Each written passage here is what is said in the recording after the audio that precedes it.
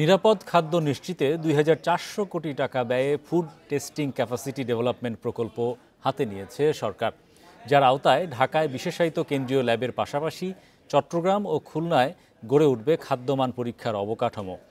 Bundle থাকলে প্রতি সেনমানিতে টাকা বাঁচবে। বিকাশ সেনমানি বান্ডেল কিনে জিতুন প্রতি লেনদেনে।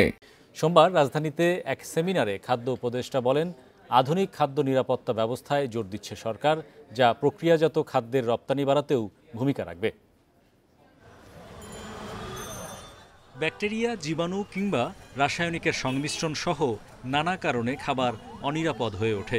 এমন খাবার দীর্ঘমেয়াদে প্রাণঘাতী রোগের সংখ্যা বাড়ায়, কমে উৎপাদনশীলতা, চাপ বাড়ে চিকিৎসা ব্যয়ের। বিশ্ব স্বাস্থ্য সংস্থার গবেষণা বলছে, অনিরাপদ খাবারের কারণে নিম্ন ও মধ্য আয়ের দেশগুলোতে বছরে $110 বিলিয়ন আর্থিক ক্ষতি হয়।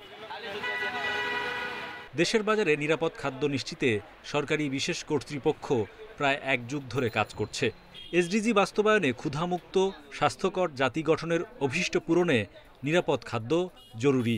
এজন্য সরকার বাংলাদেশ নিরাপদ খাদ্য কর্তৃপক্ষের ফুড টেস্টিং সক্ষমতা বাড়াতে বড় প্রকল্প হাতে নিয়েছে।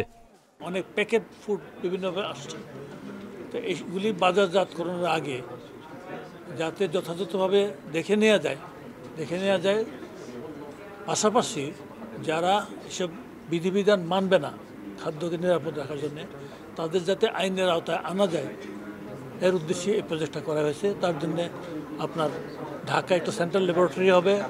বছরে বাংলাদেশ $100 কোটি প্রক্রিয়াজাত কৃষি পণ্য রপ্তানি করে, যার বড় অংশই খাদ্যপণ্য।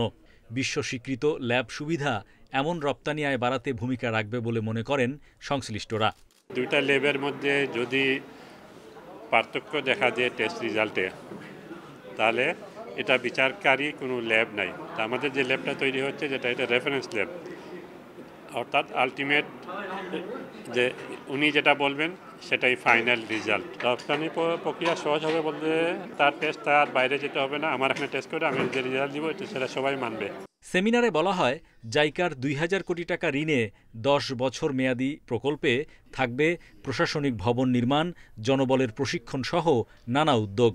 এ সময় নিরাপদ খাদ্য নিশ্চিতে সরকারি বেসরকারি বিভিন্ন সংস্থার সমন্বিত প্রচেষ্টায় জোর দেন বক্তারা। Hari Saha, independent news, Dhaka.